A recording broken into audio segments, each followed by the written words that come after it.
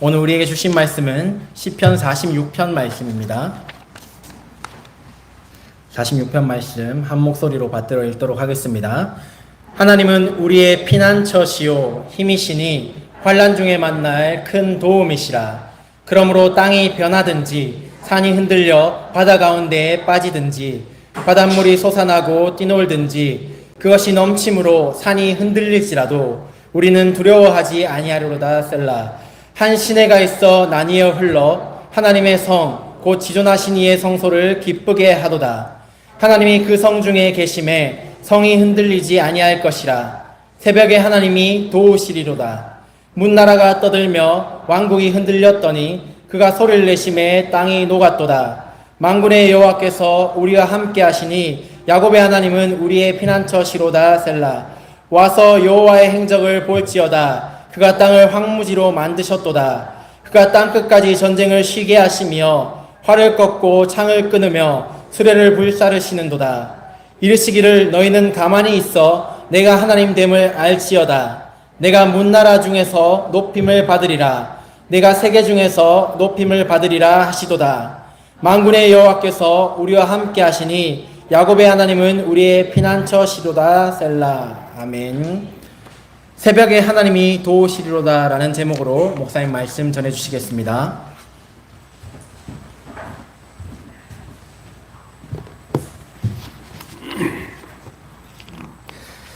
할렐루야.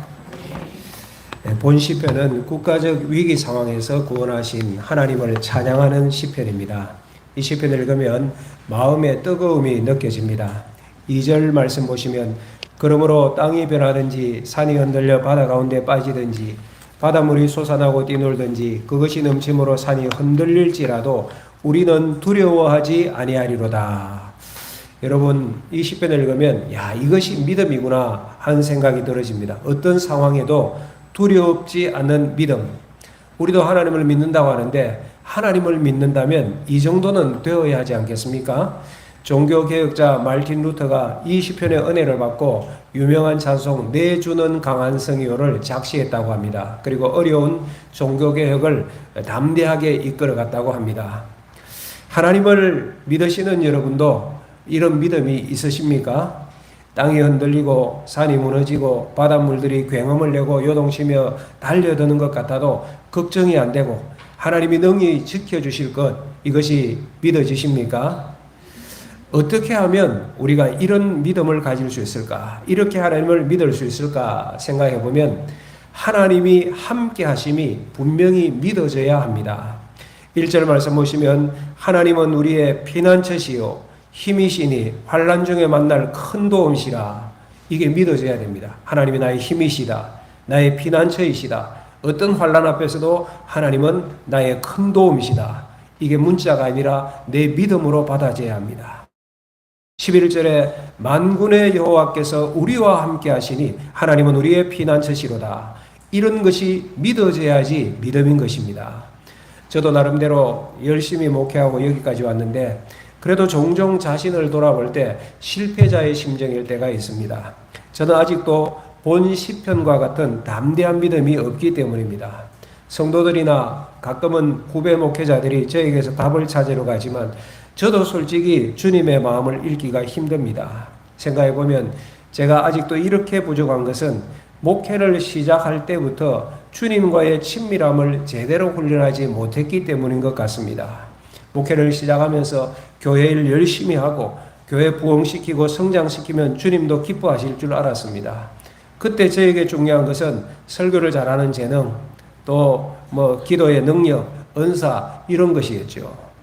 목회를 성공하고 목회를 잘하신다는 목사님들의 흉내를 내보기도 하고 지금 생각해 보면 그것이 얼마나 헛된 것인지 위험한 것인지 알지 못하였습니다. 정말 그때나 지금이나 저에게 필요한 것은 오직 주님과의 친밀함이었습니다.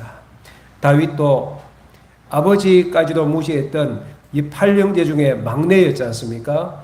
요셉은 어땠습니까? 이방인의 노예요, 강간 미수범으로 감옥에 들어간 사람이었습니다. 그러나 오직 한 가지 하나님과 연합하는 마음이 되었기 때문에 하나님께 위대하게 쓰임을 받았습니다.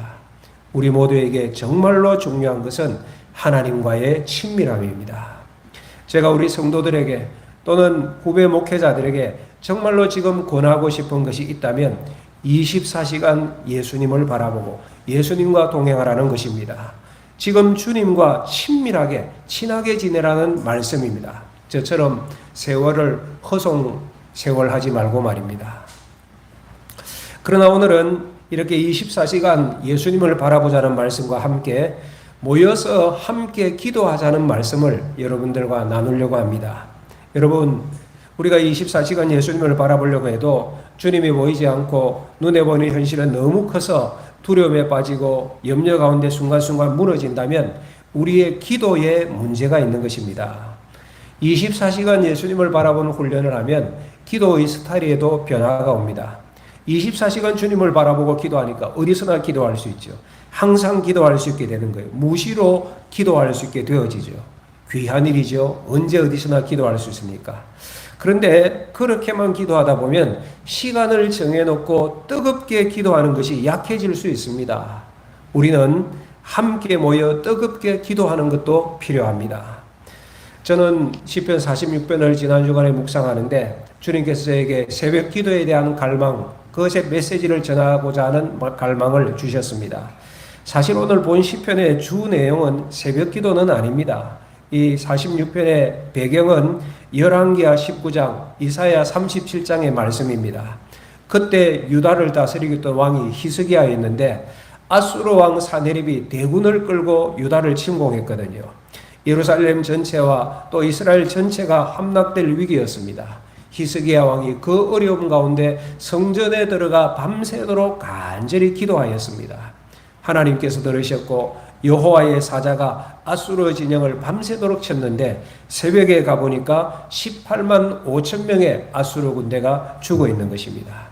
그 사건을 배경으로 하나님의 구원을 찬양한 시편이 오늘 46편의 시편이에요. 그러니까 우리가 조금 전에 보았던 2절, 3절 땅이 변하고 산이 흔들리고 바닷물이 뛰논다. 이것은 강한 적들의 공격을 표현하는 것이겠죠.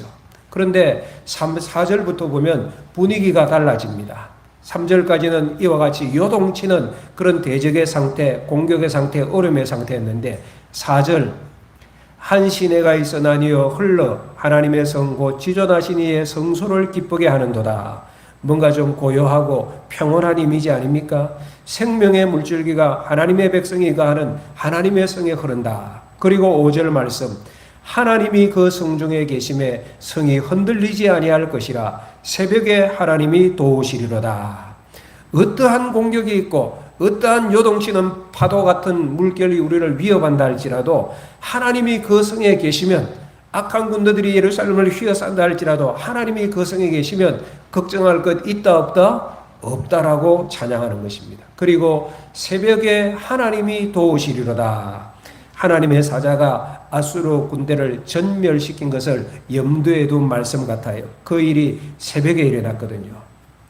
그 내용이 6절에 또 나옵니다. 문나라가 떠들며 왕국이 흔들렸더니 그가 소리를 내심에 땅이 녹았도다. 주변의 나라들이 막 전쟁하려고 소리를 지르며 요동치는 것 같아도 그가 하나님께서 소리를 지르시니 깨갱 잠잠한 거예요. 땅이 다 녹아버렸도다. 그리고 그 다음 말씀이 7절입니다. 만군의 여호와께서 우리와 함께 하시니 야곱의 하나님은 우리의 피난처시로다. 아멘이십니까? 이 하나님이 우리의 하나님이에요. 만군의 여호와께서 우리와 함께 하시니 하나님이 성립케 하셨다. 이 하나님이 우리의 하나님이시로다. 여러분, 이 하나님이 우리의 하나님 되어주시기를 주의 이름으로 축복합니다. 5절 마지막 말씀, 새벽에 하나님이 도우시리로다. 많이 들어본 말씀이죠. 유명한 말씀이에요. 밤새 기도하여 하나님의 도움을 받은 것입니다. 절박하게 기도하고 간절하게 기도를 드렸을 때 하나님께서 도와주셨습니다. 이 5절 말씀을 문자적으로만 보면 새벽에 기도할 때 하나님이 역사한다는 말씀이기도 합니다. 물론 이 말씀이 직접적으로 새벽 기도를 말하는 것은 아니지만 새벽에 하나님의 귀한 일이 많이 일어난 것은 사실입니다. 그래서 우리도 새벽에 나와 함께 기도하기를 오늘 저는 여러분들에게 간절히 권하는 것입니다. 새벽 기도 쉽지가 않습니다. 뭐 오늘 문화가 밤문화 아닙니까?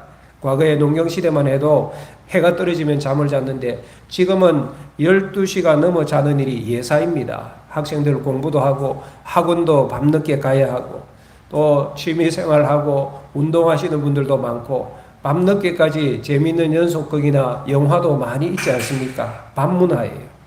또 새벽에 일어나는 것이 육체적으로 건강에 무리가 되는 분도 있을 수 있습니다. 그런데 왜 새벽 기도입니까? 새벽이 아니면 하나님께서 응답하지 않으신다는 말씀입니까?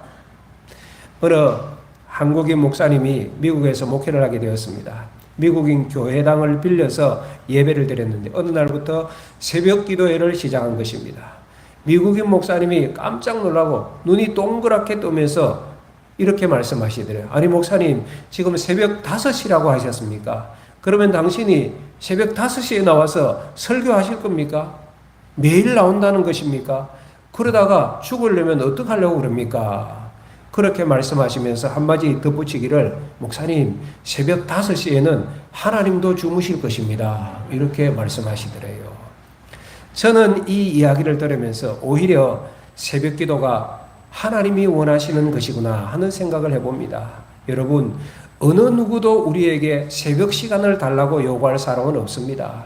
무슨 급한 일이 있어도 새벽 5시에 불러내지는 않잖아요.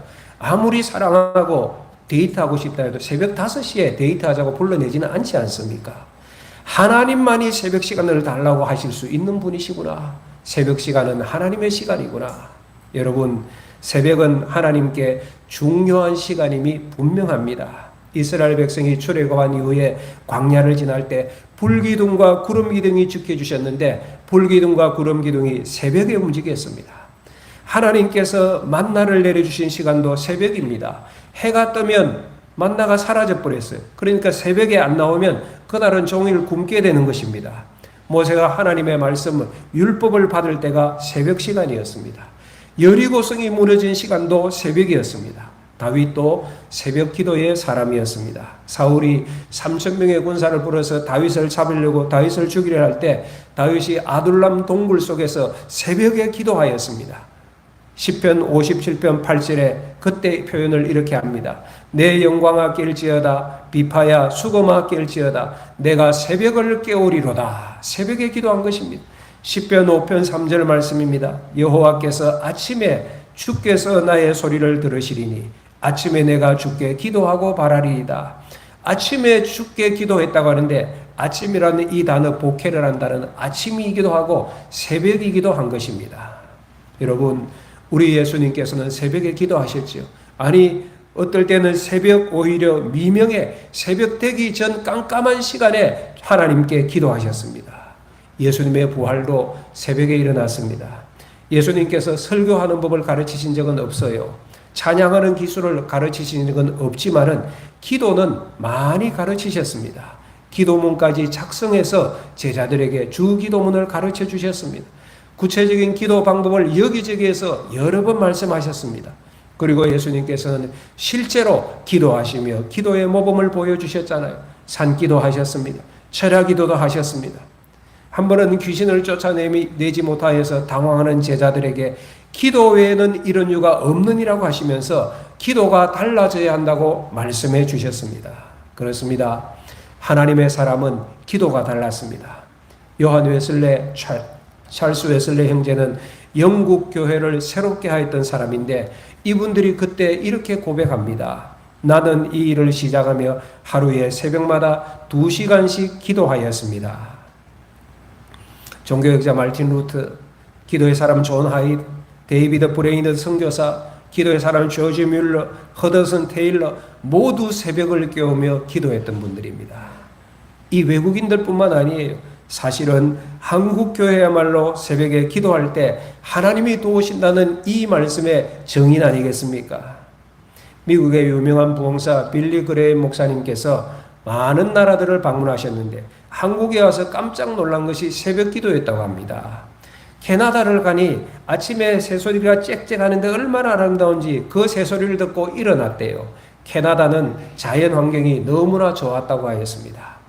일본을 방문하니 그곳에서는 새벽부터 공장에서 요란한 소리가 들리고 일찍부터 출근하는 소리 때문에 잠에서 깨었다고 합니다. 그래서 일본은 경제대국이 되지 않았나라고 생각을 했다고 합니다. 그런데 한국에 오니까 새벽에 울리는 교회 종소리 때문에 목사님께서 잠을 깨신 거예요.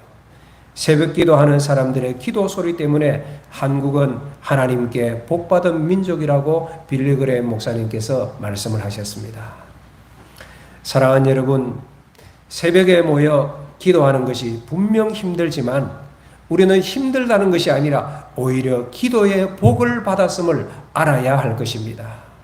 영국 복음주의 순회 선교사였던 오스왈드 챔버스 목사님은 이런 말씀을 하신 적이 있습니다. 기도 때문에 치러야 할 불편을 불편이라 생각하지 말라. 하나님은 당신을 기도하게 하기 위하여 모든 것을 희생하셨다 라고 말한 적이 있습니다. 사랑하는 여러분, 주님은 우리에게 뭐라고 기도하라고 가르치셨습니까? 하늘에 계신 우리 아버지여 라며 부르며 기도하라고 가르쳤습니다. 하늘에 계신 우리 아버지여, 우리가 기도하는 그분은 하늘의 왕이십니다. 만왕의 왕이십니다. 그 왕이 바로 나의 아버지, 우리의 왕입니다. 그 하늘에 계신 아버지의 이름을 부르면서 기도하는 것 엄청난 축복입니다. 우리 안에 오신 성령님은 기도의 영이십니다. 기도하게 된 이러한 복을 깨달으면 새벽에 모여 기도하는 것이 결코 힘들지 않습니다. 오히려 감사할 일이지요. 무엇보다도 오늘 말씀과 연결시키면 기도하면 하나님께서 도우십니다. 한번 따라합시다. 기도하면 하나님이 도우신다. 하나님이 도우신다. 믿으시기를 축복합니다. 축복합니다. 이 시편의 배경이 히스기야 왕 때였다고 하지 않습니까? 그때 그 근동의 최고의 제국이 아시리아였습니다. 이 아시리아가 북이스라엘 나라를 멸망시키고 이제 남유다의 여러 마을까지 다 황폐케 하고 남은 게 이스라엘 성이에요. 아수르 왕 사네립이 이스라엘 성을 포위하고 그 사네립에 부하했던 랍사게가 나와서 막 이스라엘을 조롱합니다. 이렇게 얘기했죠. 너희들 하나님이 너희들을 구원하리라고 믿지 말아라. 하나님은 너희들을 절대로 구원하지 못할 것이다. 히스기야가 무슨 말을 하여도 믿지 말아라. 우리가 여러 나라를 정복하였는데 그 나라 각각의 신들이 자기 나라를 구원한 신들이 있느냐? 이러면서 하나님을 조롱하고 이스라엘 백성들을 조롱하고 이 절체절명의 위기에서 히스기야는 성전에 들어가서 옷을 찢고 굵은 배를 입고 하나님 앞에 기도하기 시작합니다. 하나님의 사람 이사야에게 사람을 보내어서 당신도 함께 기도해 주세요. 기도 부탁합니다. 왕이 이렇게 기도하니 신하들 기도했지 않겠습니까? 백성들도 간절히 기도하지 않았겠습니까? 이 기도를 하나님께서 들으시고 이사야 선지자를 보내어서 구원의 소식을 히스기야에게 전합니다. 그리고 새벽에 나가보니 아수르의 군대 18만 5천 명이 송장이 되어 쓰러져 있는 것입니다. 전쟁에 실패하였던 아수르 왕 사네립은 자기 나라로 도망갔다가 아들에게 반역당하여서 그 칼에 죽임당하고 마는 것입니다. 열왕기하 19장에 나오고 이사야서 37장에 나오는 역사적인 사실이에요. 그 내용을 찬양하는 것이잖아요. 8절 보십시오. 그 내용이잖아요. 와서 여호와의 행적을 볼지어다. 그가 땅을 황무지로 만드셨도다. 대적을 초토화시켰다는 말씀이지요. 9절 보십시오. 그가 땅 끝까지 전쟁을 쉬게 하시며 활을 꺾고 창을 끊으며 수레를 불사르시는 도다. 하나님의 평화가 도래한 것을 노래하는 것입니다. 이 일이 언제 일어났습니까? 누구에 의해 일어났습니까? 새벽에 하나님이 도우시리로다. 따라합시다. 새벽에 하나님이 도우시리로다. 언제? 누가? 어떻게? 이게 오늘 본문의 사건이에요. 새벽에 하나님께서 도우셨다. 이 은혜를 오늘 이 예배 참여한 모든 성도들도 입으시기를 주의 이름으로 축원합니다. 새벽 기도 해보려면 마귀에게 시달릴 것입니다. 이렇게 와서 속삭일 거예요. 야, 너 새벽 기도 한다고 언제까지 하겠니? 전에도 해봤는데 며칠하고 못했잖아. 공연히 창피당하지 말고 시작도 하지 마. 마귀가 속삭일 거예요. 근데 주님은 뭐라고 하신지 아십니까? 내일 일을 염려하지 말라고 하셨습니다. 내일 일은 내일이 염려할 것이요 한날의 괴로움은 그날의 족하다고 말씀하셨습니다. 기도에도 적용할 수 있어요. 여러분, 내일의 실패를 미리 염려하지 말고 오늘 기도할 수 있는 날이면 오늘 하루하루만 생각하고 나와서 기도하시면 되는 거예요. 사탄은 또 공격할 것입니다. 야, 꼭 모여서 기도해야 돼. 교회까지 가서 기도해야 돼. 집에서 기도하면 되잖아. 교회까지 가는 것은 불편하잖아. 실제로 그런 분이 계셨던 것 같아요. 새벽 기도에 나와서 열심히 기도하던 집사님인데 어느 날부터 안 나오시는 거예요. 생각에 꼭 교회 가서 기도해야 되나 이런 생각이 들었기 때문이라고 합니다. 집에서 기도해 보니까 편리한 점이 하나둘이 아니거든요. 어느 날 목사님께서 신방을 오겠다고 연락이 왔습니다. 생각할 때 아이고 꾸중하러 오시는구나 생각하고 대답할 말을 준비했는데 목사님이 신방 오셔서 아무 말씀도 하지 않고 벽난로에 불이 타는데 그 부직갱이로 벽난로에 나무들을 흩으시더니만 그 가운데 나무 하나를 끄집어내 바닥에 따로 넣는 거예요. 조금 있으니 그 나무는 서서히 불이 꺼져갖고 벽난로의 불도 사그러들고 말더랍니다. 그래서 집사님이 즉시 얘기했습니다. 목사님, 알겠습니다. 제가 잘못했습니다. 새벽기도 나가겠습니다. 그렇게 했다고 합니다. 여러분, 모여서 함께 기도하는 것 매우 중요합니다. 한국 교인들에게 알아서 기도하라고 했다면 지금처럼 한국 교회가 기도하지 못하였을 것입니다. 새벽 기도회가 있고 수요 기도회, 금요 기도회, 철야 기도회, 금식 기도회, 민족 대성회 이런 기도회가 있어서 모여서 함께 기도하니 한국 교회가 이만큼 기도할 수 있었습니다. 문제는 이 기도의 불이 심각하게 꺼져가고 있다는 사실입니다. 오늘 이 예배 참여하신 여러분께 묻고 싶습니다. 새벽 기도회에 나와 보셨습니까? 한국교회 교인들 숫자가 급감하고 있습니다. 학생들 청년 숫자는 더 파괴적으로 줄어들고 있습니다. 역삼각형이에요. 이렇게 보면. 지금 이대로 한국교회가 가면 30년 후에 어떻게 될까? 지금 우리 교회 성도들 50대가 80대가 되어지고 우리 교회 주일 학생들 유빈이 주원이 수인이가 40대가 되었을 때 우리 교회에는 몇 명의 교인이 남아있을까? 지금 우리 중고등부 학생들 유준이, 재현이, 성리 이런 친구들이 50대가 되었을 때 지금부터 한 30년 후에 우리 교회에는 몇 명의 성도가 남아있을까? 상상해보면 지금 이대로 간다면 끔찍합니다. 여러분, 이것은 교회 숫자, 교인 숫자만의 문제가 아닙니다. 그렇게 되어진다는 것은 한국교회 전체의 영성이 쇠락하고 있다는 것입니다. 한국교회의 영성이 쇠락하는 것은 그거로 끝이 아닙니다. 한국교회 영성이 쇠락하는 것은 곧 우리 개인의 신앙도 떨어져 가고 있음을 의미하는 것입니다. 오늘 광고도 했지만 그런 의미에서 9월에 있는 총회 교육 엑스포 참 중요한 행사입니다. 타이틀이 한국교회 교회학교 다시 세우기입니다. 우리 성도들이 그 중요성을 인식하고 기도 많이 하시기 바랍니다. 그리고 시간을 좀 내셔서 부산까지 가야 되지만 함께 참여하십시오. 우리 중직자들도 교사들도 우리 학부모들도 가셔서 참여하셔서 한국교회 교회 현장을 확인하고 기도할 일은 함께 기도해야 할 것이에요. 이대로는 안 되는 거예요. 교회가 쇠락하면요, 교회만 쇠락하는 것이 아닙니다. 역사를 보면 뚜렷합니다. 교회가 쇠락하면 나라도 떨어집니다. 지난 주월에 8.15 광복이 있었잖아요. 성도들의 기도를 하나님께서 도우신 것 아닙니까?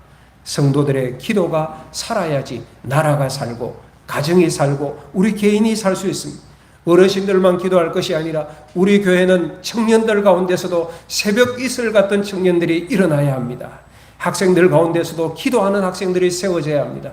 어린이 가운데서도 새벽 기도에 나오는 기도하는 어린이들이 세워져야 합니다.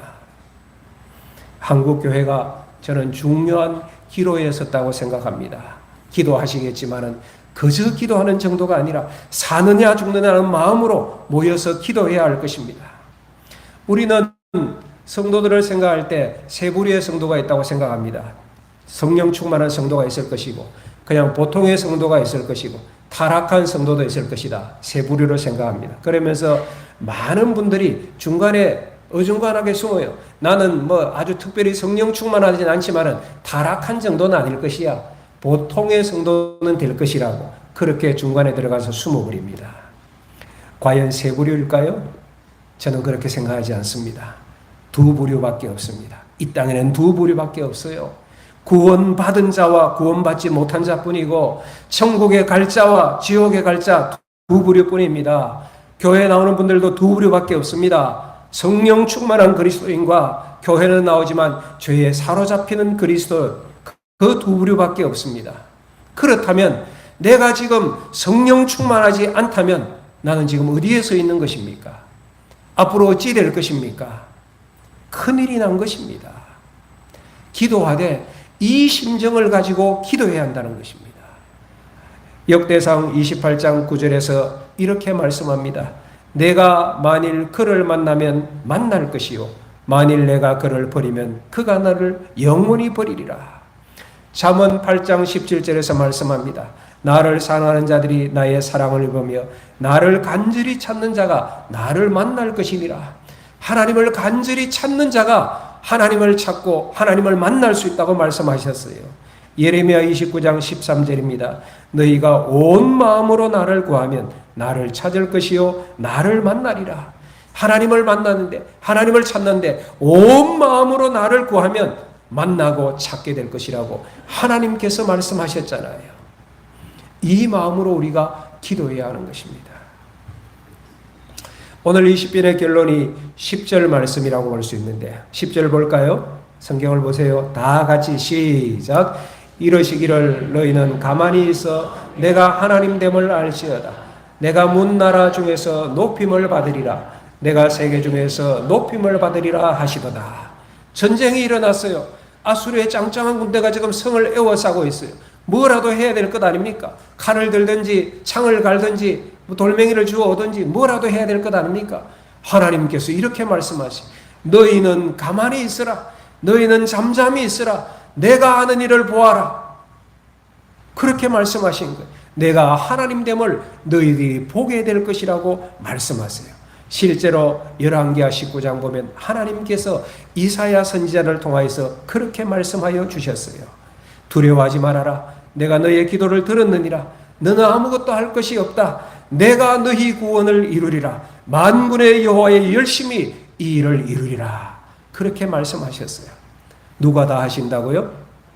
하나님이 다 하신대요. 마지막 11절 볼까요? 그래서 이 고백이 나오잖아요. 다 같이 읽습니다.